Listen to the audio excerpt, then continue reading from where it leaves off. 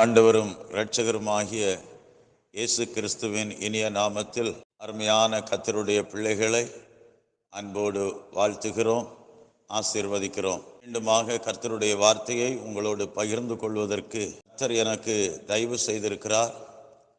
அதற்காக கர்த்தருக்கு நன்றி செலுத்தி அவரை ஸ்தோத்தரித்து மகிமைப்படுத்துகிறேன். இந்த 2 மாதங்களுக்கு முன்பதாக யார் மரியாள் என்கிற தலைப்பின் கீழே 2 பேரை முக்கியப்படுத்தி உங்களோடு கர்த்தருடைய வார்த்தையை பகிர்ந்து கொள்ள கிருபை செய்தார். யார் மரியாள்? முதலாவதாக இயேசுவின் தாயாகிய மரியாளை குறித்து உங்களுக்கு கொஞ்சம் காட்டி கொடுத்தேன். அந்த மரியாள் கன்னிகையாக இருந்தாள், தேவனிடத்தில் கிருபை பெற்றவளாக இருந்தாள், ஸ்திரீகளுக்குள் ஆசீர்வதிக்கப்பட்டவளாக காணப்பட்டாள், தேவதூதனால் வாழ்த்துக்கள் பெற்றாள். கடைசியாக கர்த்தருக்கு தன்னை அடிமையாக்கிவிட்டாள். அப்போஸ்தலர் நடபடிகளில் படிக்கும் பொழுது வாக்குத்தத்தம் பண்ணின பரிசுத்த ஆவியானவரை பெற்றுக்கொள்வதற்கு ஜெபத்திலும் வேண்டுதலிலும் தரித்திருந்தாள் என்று இயேசுவின் தாயை குறித்து இந்த இடங்களிலே படிக்கிறோம். இப்படிப்பட்ட அனுபவத்தில் நாமும் வர வேண்டும். நாமும் இப்படிப்பட்ட அனுபவத்தில் வந்தால் மாத்திரமே கர்த்தருக்கு முன்னாடி ஒரு மரியாளாக காணப்படுவோம் என்று முதல் செய்தியிலே உங்களோடு பேசினேன். 2ஆம் பாகத்தில் மார்த்தாளின் சகோதரியாகிய மரியாளை குறித்து கொஞ்சம் காட்டி கொடுத்தேன். அவளுடைய சுபாவங்கள் எப்படிப்பட்டவைகள்? இயேசுவின் பாதத்தில் உட்கார்ந்து வசனத்தை கேட்பது, நல்ல பங்கை தெரிந்து கொள்வது, பாதத்தில் விழுந்தது, தைலம் பூச முந்திக் கொண்டது, இப்படியாக அவளை குறித்து 4 முக்கியமான காரியங்களை கடந்த செய்தியிலே உங்களோடு பேசினேன். எதற்காக ஆண்டவர் இந்த வசனங்கள் எல்லாம் இந்த மரியாளை வைத்து நமக்கு சொல்லிக் கொடுக்கிறார்? ஏன் இந்த மரியாளை போல நாமும் மாற்றப்பட வேண்டும் என்று ஆண்டவர் நமக்கு சொல்லுகிறார்? ஏன் என்று நம்மை நாமே கேட்க வேண்டும். எதற்காக ஆண்டவர் இந்த காரியங்களை நமக்கு சொல்லித் தருகிறார் அப்படின்னு கேட்டா, இயேசு கிறிஸ்துவினுடைய ராஜ்யம் பரிசுத்த ராஜ்யம். நம்முடைய தேவன் பரிசுத்தமானவர், மகா பரிசுத்தமானவர். பரிசுத்தத்துக்கு நிகர் பரிசுத்தர் அவர்தான். இந்த வசனம் சொல்லுகிறது, வானங்கள் அவருடைய பார்வைக்கு சுத்தமானவைகள் அல்ல, தேவதூதர்களும் அவருடைய பார்வையில் சுத்தமானவர்கள் அல்ல, நட்சத்திரங்களும் அவருடைய பார்வையிலே சுத்தமானவர்கள் அல்ல. ஆண்டவர் நமக்கு சொல்லித் தரும்போது, நான் பரிசுத்தர், ஆகையால் நீங்களும் எனக்கு ஏற்ற பரிசுத்தராய் இருக்க வேண்டும் அல்லது இருக்க கடவீர்கள் அப்படின்னு நமக்கு சொல்லிக் கொடுக்கிறார். வெளிப்படுத்தலை படிக்கும் பொழுது, நீதியை செய்கிறவன் இன்னும் நீதியை செய்யட்டும் என்றும், பரிசுத்தமாயிருக்கிறவன் இன்னும் பரிசுத்தமாகட்டும், அநியாயம் செய்கிறவன் இன்னும் அநியாயம் செய்யட்டும், அப்படியாக ஆண்டவர் சொல்லுகிறாரே. இன்னொரு இடத்துல சொல்லும் பொழுது, ஒளியில் உள்ள பரிசுத்தவான்களிடத்தில் பங்கடைவதற்கு, அப்படியானா நம்முடைய இயேசு ஒளியாய் இருக்கிறார், அவர் மகா பரிசுத்தமானவர். அந்த ஒளியில் உள்ள பரிசுத்தவான்களிடத்தில் பங்கடைவதற்கு, அந்த பரிசுத்தவான்கள் இந்த பூமியிலே வாழ்ந்த நாட்களில் எப்படிப்பட்ட வாழ்க்கை வாழ்ந்தார்கள், அவர்கள் தேவனோடு எப்படிப்பட்ட உறவு வைத்திருந்தார்கள், இதன் மூலமாக ஆண்டவர் அவர்களோடு இடைப்பட்டு அவருடைய திட்டத்தையும் அவருடைய சித்தத்தையும் எப்படியாக இந்த உலகத்தில் நடப்பித்தார், அதை விளக்கும் வண்ணமாக நாமும் முடிவிலே அந்த மகிமையின் ராஜ்யத்துக்குள்ளே பிரவேசிக்கும் பாக்கியத்தை பெற்றுக்கொள்வதற்கு நமக்குள்ளேயும் அந்த பரிசுத்த நடக்கைகள் வரும்படியாக ஆண்டவர் இந்த மரியாளை குறித்து நம்மோடு பேசி வருகிறார். கவனிங்க. அதனால தான் கடந்த 2 செய்தியில இயேசுவின் தாயாகிய மரியாளை குறித்தும் மார்த்தாளுடைய சகோதரியாகிய மரியாளை குறித்தும் உங்களோடு பேசுவதற்கு ஆண்டவர் எனக்கு தயவு செய்தார். இன்றைக்கு 3ஆவதாக ஒரு மரியாளை உங்களோடு பேசுகிறேன். நான் ஏற்கனவே உங்களுக்கு சொல்லியிருந்தேன், மொத்தம் 6 விதமான மரியாளை குறித்து உங்களோடு பேசுவேன் அப்படியாக சொல்லியிருந்தேன். அதனால இன்றைக்கு மீதமுள்ள 3 விதமான மரியாளையும் சொல்லி என்னுடைய செய்தியை நிறைவு செய்யும்படியாக வாஞ்சிக்கிறேன். காரணம், தொடர்ச்சியாக மரியாளை குறித்தே நாம் தியானித்துக் கொண்டு இருந்தால் நீங்களும் போராகி விடுவீங்க. அதனால இன்றைக்கு மீதமுள்ள 3 மரியாளையும் உங்களோடு பேசி இந்த செய்தியை கிறிஸ்துவுக்குள் நிறைவு செய்யும்படியாக வாஞ்சிக்கிறேன். இந்த செய்தியை நீங்கள் கேட்பதோடு நின்று விடாமல் மற்றவர்களுக்கும் இந்த செய்தியை நீங்கள் சொல்லி மற்றவர்களுக்கும் இதை நீங்கள் அனுப்பி ஆண்டவருடைய சத்தியத்துக்கு நேராக ஒவ்வொரு மக்களும் கடந்து வருவதற்கு நீங்களும் காரணராய் இருக்கும்படியாக உங்களை அன்போடு கேட்டுக்கொள்கிறேன். திருப்பிக் கொள்ளுங்கள். இன்றைக்கு 3ஆவதான மரியாளை குறித்தும் நாம் கொஞ்சம் தியானிக்க இருக்கிறோம். மார்க் எழுதின சுவிசேஷம் 15ஆம் அதிகாரம் கடைசி வசனம் அல்லது 47வது வசனத்தை வாசித்து உங்களுக்கு காண்பித்து கொடுக்கிறேன். அவரை வைத்த இடத்தை மகதலேனா மரியாளும் யோசேயின் தாயாகிய மரியாளும் பார்த்தார்கள். கர்த்தருடைய பரிசுத்த நாமம் மகிமைப்படுவதாக. இங்க இயேசு கிறிஸ்துவின் சரீரத்தை கல்லறைக்குள்ளே வைக்கிறத 2 மரியாள் பார்க்கிறாங்க. ஒன்று மகதலேனா மரியாள், இன்னொன்று யோசேயின் தாயாகிய மரியாள். கர்த்தருக்கு ஸ்தோத்திரம். இயேசு கிறிஸ்து ஆகாதவர் என்று தள்ளப்பட்டு யூதாசால் காட்டி கொடுக்கப்பட்டு இப்பொழுது பிலாத்துவினாலும் ஒப்பு கொடுக்கப்பட்டு கல்வாரி சிலுவையை சுமந்து கொண்டு கொல்கதா என்கிறதான அந்த இடத்திலே அவர் செல்கிறார். அங்கே சிலுவையிலே அவரை ஆணி அடிக்கிறார்கள். அந்த நேரத்தில் காட்டிக் கொடுக்கிற யூதாஸ் அவரை காட்டிக் கொடுக்கிற அந்த நேரத்தில் எல்லா சீசர்களும் அவரை விட்டு ஓடி போய்விட்டார்கள். ஆனா சிலுவை அண்டை வந்தது ஒரு சிலர் தான். அவருக்கு அன்பாயிருந்த சீசன் யோவான் வந்திருந்தார், இயேசுவின் தாயாகிய மரியாள் வந்திருந்தாங்க, மற்றும் யோசேயின் தாயாகிய மரியாள், இன்னொன்று மகதலேனா மரியாள், இன்னொன்று கிளேயாப்பா மரியாள். இப்படிப்பட்ட 3-4 மரியாள்கள் மட்டுமே சிலுவை அருகே வந்தார்கள். இதுல கல்லறையில வைக்கிறது வரைக்கும் பார்த்தது இந்த வசனத்துல இந்த 2 மரியாளை குறித்து சொல்லப்பட்டிருக்கிறது. ஒன்னு யோசேயின் தாயாகிய மரியாள், இன்னொன்னு மகதலேனா மரியாள். இப்போ நம்ம எல்லாருக்கும் தெரியும், அவரை வைத்த இடத்தை பார்த்ததுனால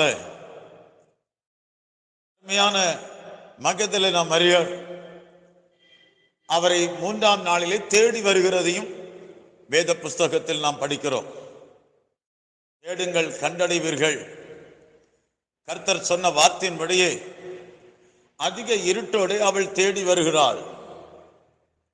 தனியான ஒரு பெண், அதுவும் அதிக இருட்டு, கல்லறைக்கு நேராக வருகிறார்கள்.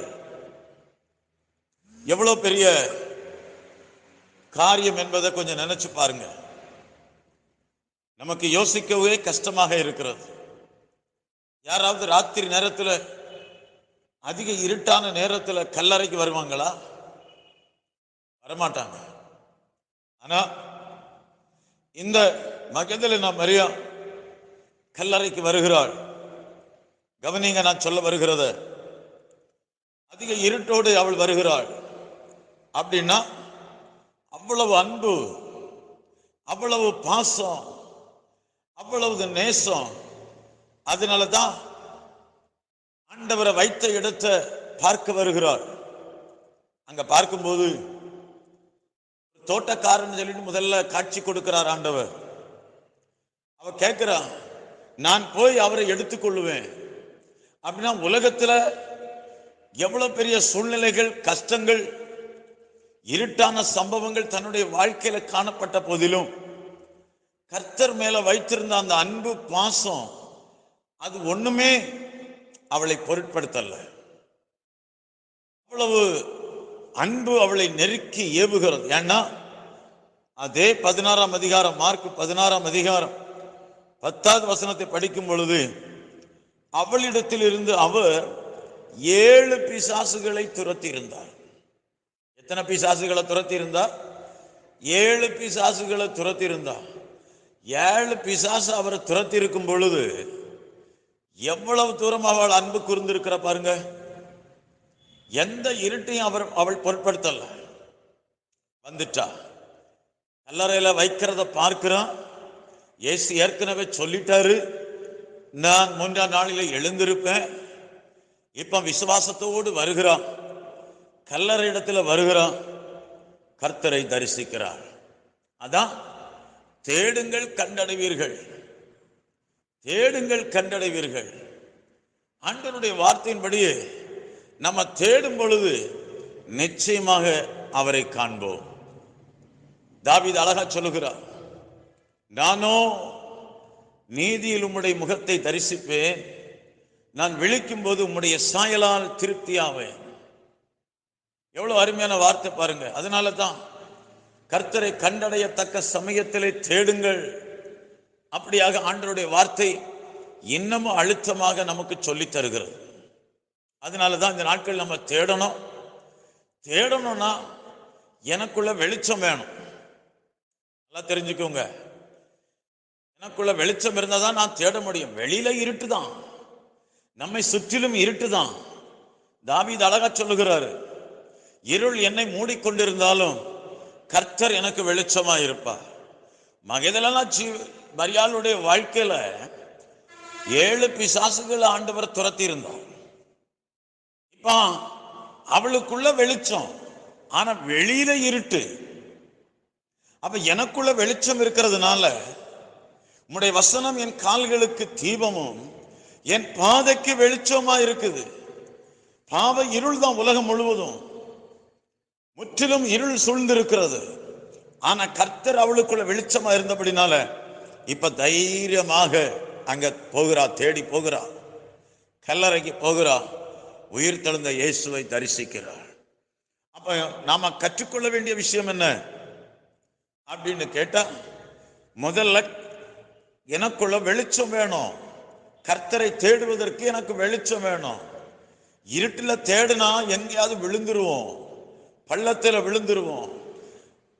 நாம் தடவி ஆகிலும் கண்டுபிடிக்கத்தக்க அவர் நம்மில் ஒருவருக்கும் தூரமானவர் அல்ல. நம்ம யாருக்கும் அவர் தூரமானவர் அல்ல. அதனாலதான் ஆதியாகமம் 1ல படிக்கிறோம், முதலாவதாக அவர் சிருஷ்டித்ததே வெளிச்சம் உண்டாக கடவுது. இங்க ஏசாயா சொல்லுவார், மரண இருளில் இருக்கிற ஜனங்கள் பெரிய வெளிச்சத்தை கண்டார்கள்.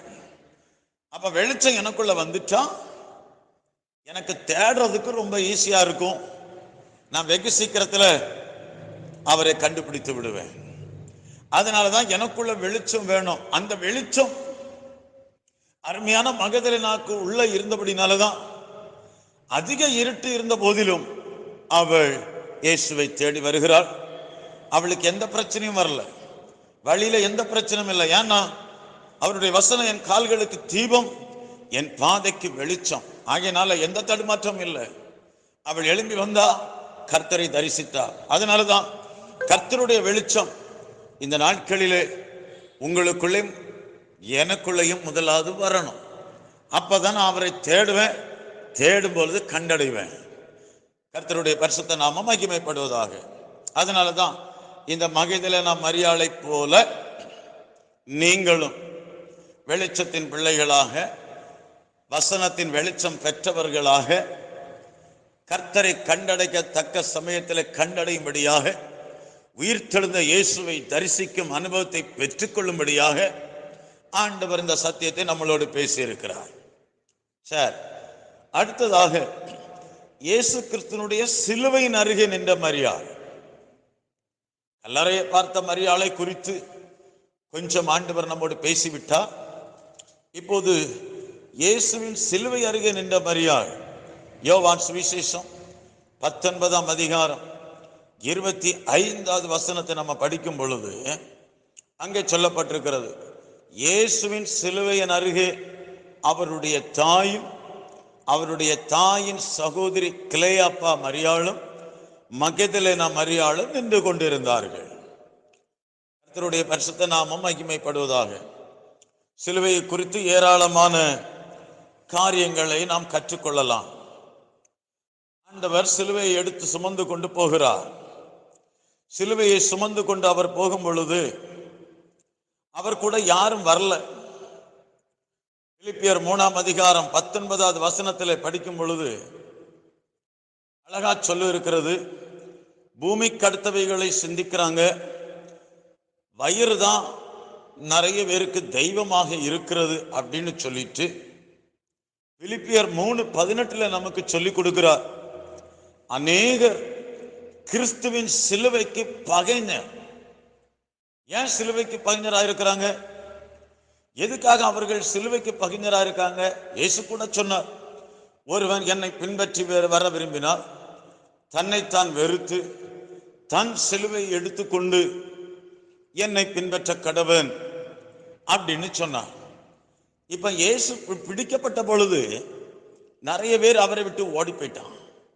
சீசர்கள் எல்லாரும் ஓடி போயிட்டான். இப்போ சிலுவையை சுமந்து கொண்டு இயேசு வருகிறார்.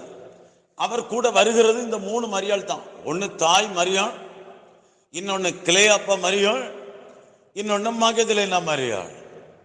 கர்த்தருக்கு ஸ்தோத்திரம். நமக்கு நல்லா தெரியும், இயேசுவின் தாய்க்கு அங்கே ஆறுதலான ஒரு வார்த்தை கொடுக்கப்படுகிறது.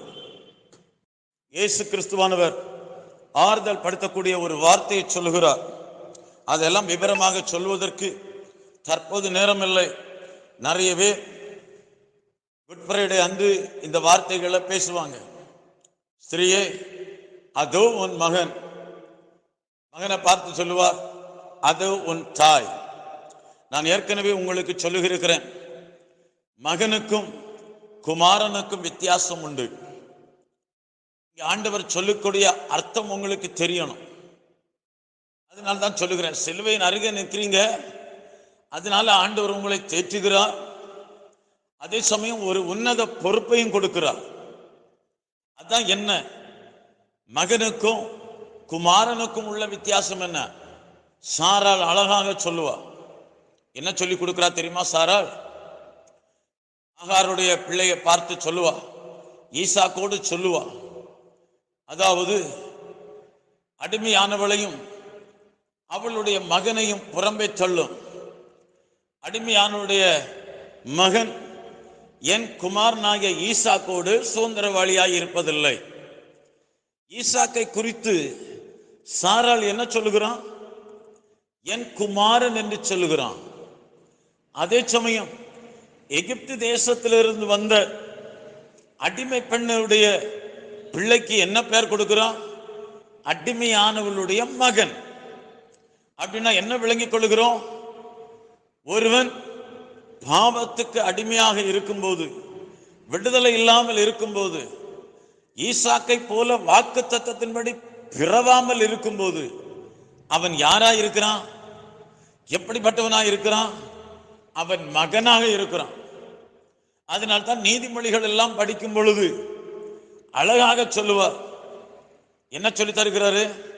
என் மகனே, உன் தகப்பன் புத்தியை கேள், உன் தாயின் போதகத்தை தள்ளாதே. இத லூக்கா சுவிசேஷத்துல இயேசு சொல்லும் பொழுது என்ன சொல்லுவார்? நம்ம கெட்ட குமாரன் கூடிய காரியத்தை நம்ம படிக்கும் பொழுது அங்கே சொல்லுகிறார். ஆண்டவர் அழகாக நமக்கு சொல்லி தருகிறார். என்ன சொல்லி தருகிறார்? நான் வாசித்து உங்களுக்கு காட்டி கொடுக்கிறேன். கெட்ட குமாரன் துன்மார்க்கமாய் வாழ்ந்தான், ஆஸ்திகள் எல்லாம் அழித்து போட்டான். இப்ப திரும்ப வருகிறான். மனம் திரும்பி வருகிறான். கெட்டவன் தான், ஆனா குமாரன். அவன் திரும்பி வருகிறான். திரும்பி வந்த பொழுது ஆண்டவர் அவனை கட்டி அணைக்கிறார். அவனுக்காக கொழுத்து கன்றுகள் அடிக்கிறாரு. இப்போ மகன் உள்ள வரல, மூத்தவனுக்கு மகன் என்று சொல்லப்பட்டிருக்கு. அவன் வீட்டுக்குள்ள வரல. அதான் வாசித்து காட்டுகிறேன். லூக்கா சுவிசேஷம் 15ஆம் அதிகாரம் 28வது வசனத்துல இருந்து படிக்கும் பொழுது அழகா நமக்கு சொல்லிக் கொடுக்கிறார். அவன் தகப்பனுக்கு பிரதியுத்தரமாக, இதோ எத்தனை வருஷ காலமாய் நான் உமக்கு ஊழியம் செய்து ஒரு காலம் உம்முடைய கற்பனையை மீறாதிருந்தும் என் சிநேகிதரோடு நான் சந்தோஷமா இருக்கும்படி நீர் ஒரு காலம் எனக்கு ஒரு ஆட்டுக்குட்டியையாவது கொடுக்கவில்லை. வேசிகளிடத்தில் உம்முடைய ஆஸ்தியை அழித்து போட்ட உம்முடைய குமாரனாகிய இவன் வந்தவுடனே கொழுத்த கன்றை இவனுக்காக அடிப்பித்தீரே என்றான். அதற்கு தகப்பன், நல்ல கவனிங்க, இப்பதான் ஆண்டவர் சொல்லுகிறார். என்ன சொல்லுகிறார்? தகப்பன் என்ன சொல்லுகிறார்? மகனே, நீ எப்போதும் என்னோடு இருக்கிறாய், எனக்குள்ளதெல்லாம் உன்னுடையதா இருக்கிறது.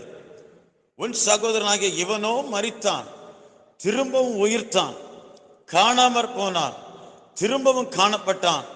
ஆனபடினாலே நாம் சந்தோஷப்பட்டு மகிழ்ச்சியாய் இருக்க வேண்டுமே என்று சொன்னான் என்றார். அப்ப மூத்தவனுக்கு ஆண்டவர் கொடுக்கிற பெயர் என்ன? மகன். தகப்பனோடு தான் இருக்கிறான், வேசிகளோடு எந்த ஆஸ்தியும் அழிக்கல, ஆனா வீட்டுக்குள்ள வரல. மனம் திரும்பி இளையவன் வந்து விட்டான். இந்த இளையவன் யார்? இந்த புதிய ஏற்பாட்டின் காலத்திலே, இந்த கிருபையின் காலத்திலே இயேசு கிறிஸ்துவை ஏற்றுக்கொண்டு ரட்சிக்கப்பட்டிருக்கிற நீங்களும் நானும் தான் அந்த இளையவர்கள். ஒருவேளை மூத்தவன் என்று சொல்லுவீங்கள், அது யார்? அந்த மகன் என்று சொல்லக்கூடிய யார்? அவர்தான் அடிமையானவள். நாமும் ஒரு காலத்துல எபேசியர்ல சொல்லி இருக்கிறபடி அந்தகாரமாயிருந்தோம், எகிப்தின் வழிபாடுகளிலே இருந்தோம், பாவத்துக்கு அடிமையாய் ஜீவித்திருந்தோம். ஆனா அப்படிப்பட்டவர்கள் வீட்டுக்குள்ள வரமாட்டாங்க. அதனாலதான் வருந்தி கூப்பிடுகிறார் கர்த்தர். அவனை வருந்தி கூப்பிடுகிறார், உள்ளவா. ஏன்னா அவன் மகன். அதனால தான் மகனுக்கும் குமாரருக்கும் வித்தியாசம் உண்டு. வாக்கு தத்தத்தின்படி பிறந்தவர்கள் குமாரன் என்பதை இங்க அடையாளப்படுத்தி கல்வாரி சிலுவையில ஆண்டவர் ஸ்திரீயை பார்த்து சொல்லுகிறார், அதோ உன் மகன். சிலுவையாண்ட நிற்கிறான். இப்ப அடிமை இருக்கிற அவனை நீ உன்னுடைய மகனாய் ஏற்றுக்கொள். ஏன்னா ஸ்திரீ என்று சொல்லும் பொழுது அது தாய். அப்படிப்பட்டதான ஒரு வார்த்தையை நம்ம அங்க படிக்கிறோம், தாய் என்கிறதான வார்த்தை. யாரையா தாய்? நமக்கு அம்மா யாரு? அம்மா யாரு? இயேசு அழகாக சொன்னார், பரலோகத்தில் இருக்கிற பிதாவின் சித்தத்தின்படி செய்கிறவனே எனக்கு தாய், எனக்கு அப்பா, எனக்கு சகோதரன் அப்படின்னு சொன்னார். ஆனா இந்த பூமியில எனக்கு ஒரு தாய் அவசியமாக இருக்கிறது. அந்த தாய் ஆண்டவர் சொல்லுகிறார். கலாத்தியரின் புஸ்தகம் 4ஆம் அதிகாரம் என்று நினைக்கிறேன். கலாத்தியரின் புஸ்தகம் 4ஆம் அதிகாரம் 26வது வசனம். மேலான எருசலேமோ சுயாதீனம் உள்ளவள், அவளே நம்ம எல்லாருக்கும் தாயானவள். அப்ப நம்ம எல்லாருக்கும் அம்மா யாரு? எருசலேம். இதைத்தான் ஏசாயா 66ஆம் அதிகாரத்திலே இந்த எருசலேமை குறித்து ஏசாயா தீர்க்கதரிசி அழகாக நமக்கு சொல்லிக் கொடுக்கிறார். நான் வாசித்து காட்டி கொடுக்கிறேன். ஏசாயா தீர்க்கதரிசியின் புஸ்தகம் 66ஆம் அதிகாரம் 13வது வசனத்திலே படிக்கும் பொழுது, ஒருவனை அவன் தாய் தேற்றுவது போல நான் உங்களை தேற்றுவேன், நீங்கள் எருசலேமிலே தேற்றப்படுவீர்கள். ஏன்னா நமக்கு அம்மா எருசலேம். அப்ப எருசலேமுக்கு உள்ளதான் நீங்களும் நானும் காணப்படணும். அப்ப எப்படி தேற்றுவார் ஆண்டவர்? ஏன்னா ஏசாயா 2ஆம் அதிகாரம் 3வது வசனத்தில் படிக்கிறோம், திரளான ஜனங்கள் புறப்பட்டு வந்து நாம் கர்த்தரின் பர்வதத்துக்கும் யாக்கோபின் தேவனுடைய ஆலயத்துக்கும் போவோம் வாருங்கள். அவர் தமது வழிகளை நமக்கு போதிப்பார், நாம் அவர் பாதைகளில் நடப்போம் என்பார்கள். ஏனெனில் சியோனிலிருந்து வேதமும் எருசலேமிலிருந்து கர்த்தரின் வசனமும் வெளிப்படும். அப்ப எங்க இருந்து வசனம் வெளிப்படுகிறது? எருசலேமுக்குள்ள இருந்து வசனம் வெளிப்படுகிறது. எருசலேம் மகாராஜாவுடைய நகரம். அங்கதான் அம்மா, அங்கதான் நம்ம தேற்றப்படுகிறோம். அதனால தான் எருசலேமை தாய் என்று கலாத்தியர் நமக்கு சொல்லுகிறார். இந்த பொறுப்பை கல்வாரி சிலுவையில் நின்று ஆண்டவர் சொல்லுகிறார், அம்மா அதோ உன் மகன். அப்ப சபைதான் என்ன செய்கிறது? அடிமையானவர்களை ஏற்றுக்கொண்டு இங்க இருந்து கர்த்தருடைய வார்த்தையை கொடுத்து அவர்களை பரிசுத்தமாக்கி தகுதிப்படுத்தி மகிமையின் ராஜ்யத்திற்கென்று ஆயத்தப்படுத்துகிறது. அந்த பொறுப்பை கல்வாரி சிலுவையில் என்று ஆண்டவர் சொல்லுகிறார். அதனால தான் அருமையானவர்களே, சிலுவை அண்டைக்கு வரணும். அப்படி வரக்கூடியவர்களுக்கு தான் இந்த பொறுப்பை ஆண்டவர் கொடுக்கிறார். அதை உங்களுக்கு இந்த வசனத்தின் மூலமாக கொஞ்சம் தெளிவுபடுத்தி காட்டியிருக்கிறேன். அடுத்ததாக இன்னும் 2 மரியாளை சொல்லிவிட்டு நான் இந்த செய்தியை நிறைவு செய்யும்படியாக நான் வாஞ்சிக்கிறேன். அப்போஸ்தலர் நடபடிகளின் புஸ்தகம் 12ஆம் அதிகாரம். அப்போஸ்தலர் நடபடிகளின் புஸ்தகம் 12ஆம் அதிகாரம் 12வது வசனத்தை படிக்கும் பொழுது, அவன் இப்படி நிச்சயத்தை கொண்டு மார்க் என்னும் பெயர் கொண்ட யோவானுடைய தாயாகிய மரியாள் வீட்டுக்கு வந்தான். அங்கே அநேகர் கூடி ஜெபம் பண்ணி கொண்டிருந்தார்கள். கர்த்தருடைய பரிசுத்த நாமம் மகிமைப்படுவதாக. இங்க மரியாளுடைய வீட்டுல நிறைய பேர் கூடி ஜெபம் பண்ணிட்டு இருக்கிறாங்க. கர்த்தருக்கு ஸ்தோத்திரம். அருமையானவர்களே, இந்த நேரத்தில் உங்களுக்கு சொல்லிக் கொடுத்த சிலுவை அருகே நின்ற மரியாளுக்கு ஆண்டவர் ஒரு நல்ல பொறுப்பை கொடுக்கிறார். இப்போ இந்த மரியாள் தன்னுடைய வீட்டில் ஜெபம் நடத்துகிறான். வீட்டில் நீங்க ஜெபம் நடத்துறீங்களா?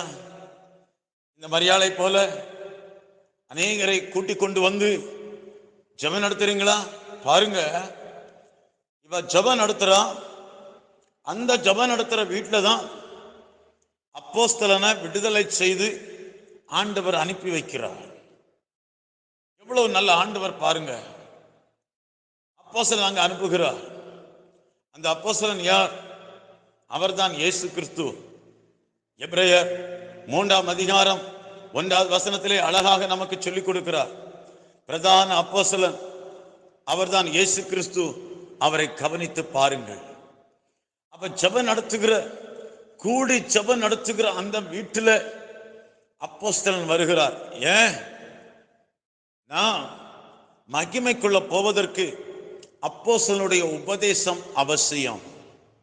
இந்த மரியாளை போல நீங்கள் உண்மையாக ஜெபம் நடத்துகிறவங்களா இருந்தா, கூடி ஜெபிக்கிறவர்களாக இருந்தா, நிச்சயம் ஆண்டவர் அப்போஸ்தலனை அனுப்புவார். இப்ப அந்த அப்போஸ்தலன் அனுப்பப்பட்டார்.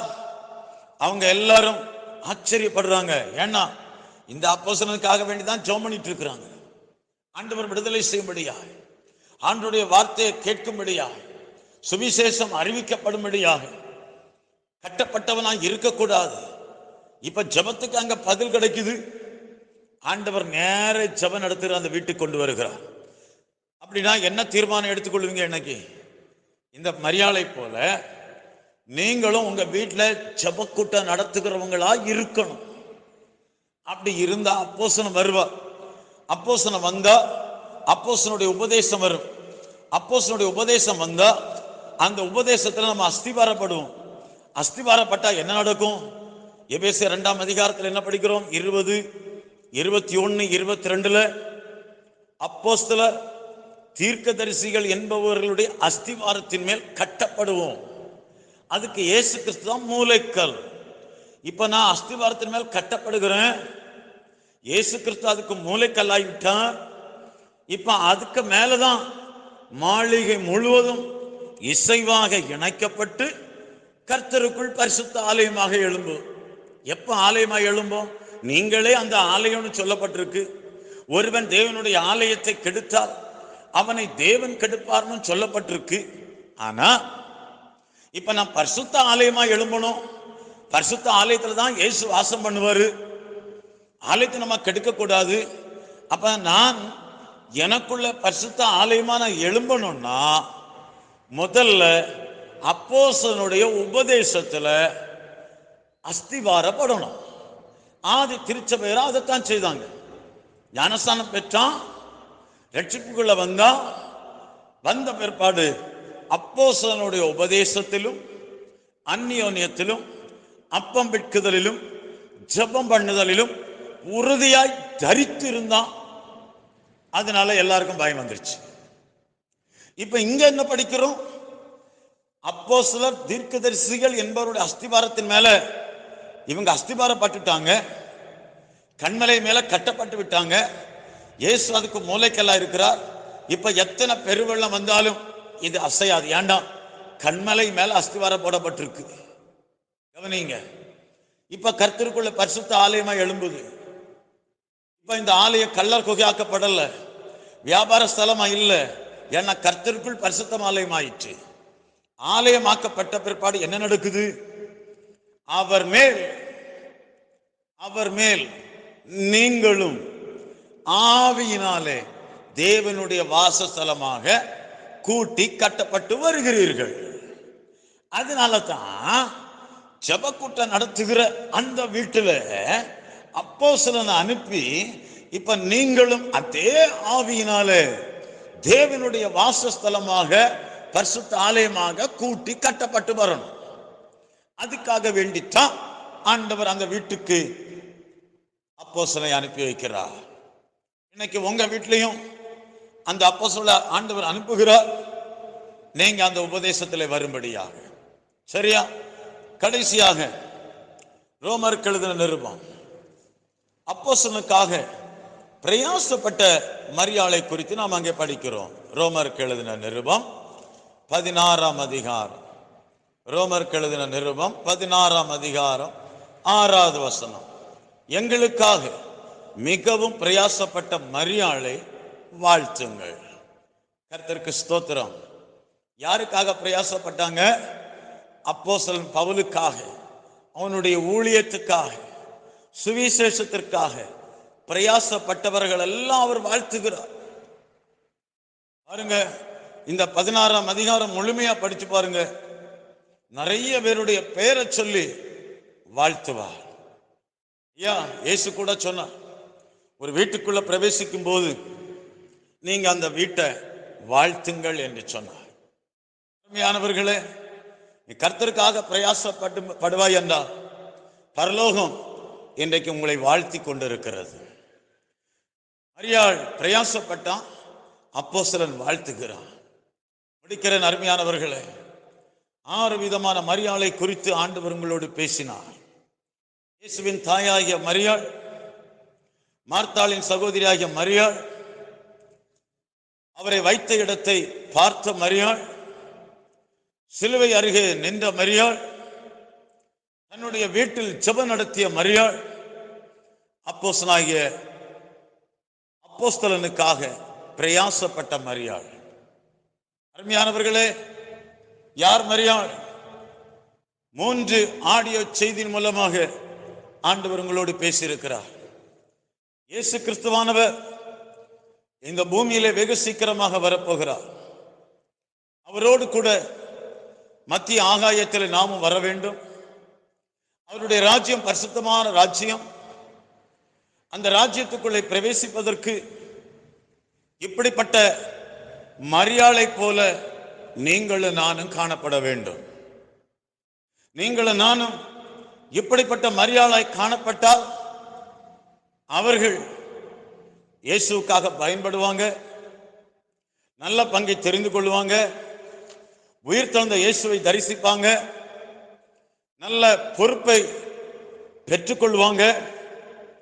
அப்போஸ்தலன் மூலமாக பரிசுத்த ஆலயமாக எழுப்பப்படுவாங்க, பரலோகத்தாலே வாழ்த்துக்களை பெற்றுக்கொள்வாங்க.